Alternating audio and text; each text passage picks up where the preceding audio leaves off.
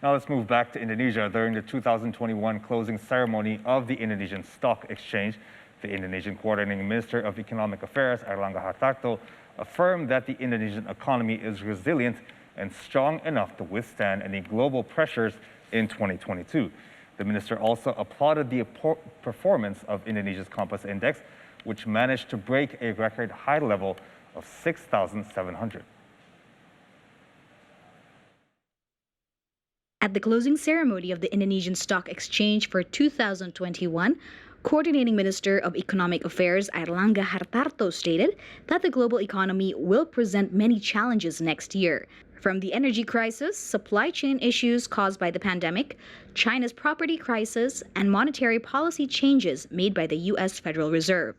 However, Minister Airlangga assured that Indonesia's economy is strong enough to face those challenges in 2022. Krisis properti di China, Evergrande yang magnitude-nya 300 billion dan diperkirakan ini efeknya akan lebih terasa di tahun 2022. Kemudian kita ketahui bahwa tingkat suku bunga di Amerika itu lebih rendah dari inflasi, atau kita juga melihat ada. Meanwhile, Minister Airlangga applauded the performance of the Indonesian Composite Index in 2021, which managed to reach a record all-time high of 6,723. The Indonesian Composite Index, or IDX, also achieved 10% returns on a year-to-date basis. The IDX's stock market capitalization also increased 18.7% compared to the previous year, reaching a value of 8.275 trillion rupiah. Return dari Bursa Efek Indonesia year to date-nya 10%.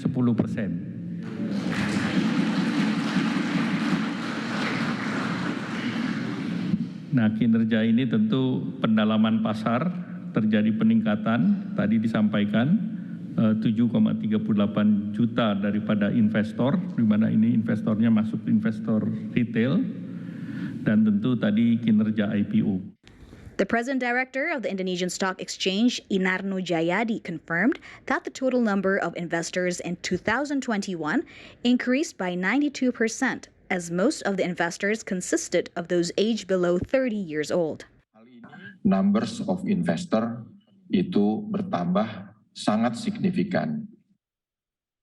Kita mencatat sedikitnya terdapat penambahan 3,6 juta investor pasar modal baru, sehingga mencapai 7,5 juta investor atau meningkat sebesar 92,7%. Ya. Dalam kata lain, terdapat peningkatan sekitar lebih dari 8 kali lipat sejak tahun 2016. Secara khusus pertumbuhan investor retail, ya, saham di tahun 2021 ditopang oleh kalangan milenial, ya, kalangan milenial yaitu kelahiran kira-kira tahun 81 sampai 96. Jadi saya tidak termasuk milenial dalam hal ini. Dan generasi Z, ya, kelahiran 97 sampai 2012, ya. Meanwhile, the chairman of the Indonesian Financial Services Authority, or the OJK, Wimbo Santoso, said that the total of funds raised in 2021 was the highest ever in Indonesian Stock Exchange's history and even exceeded banking financing levels for the year. Paling tinggi ya dalam setahun, bahkan ini juga lebih tinggi dari pembiayaan di perbankan. Pembiayaan perbankan nggak sampai 300 triliun tahun ini. Ya, ini adalah sejarah juga bahwa di pasar modal lebih tinggi dari pembiayaan perbankan.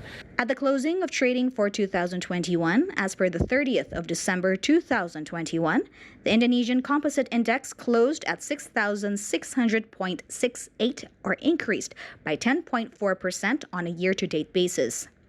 The Bourse's total market capitalization reached 8,275 trillion rupiah, or rose by 18.72% year-to-date. Meanwhile, there was a total number of 7.48 million investors in 2021, which marks a 92% increase compared to 2022, when there were only 3.8 million investors.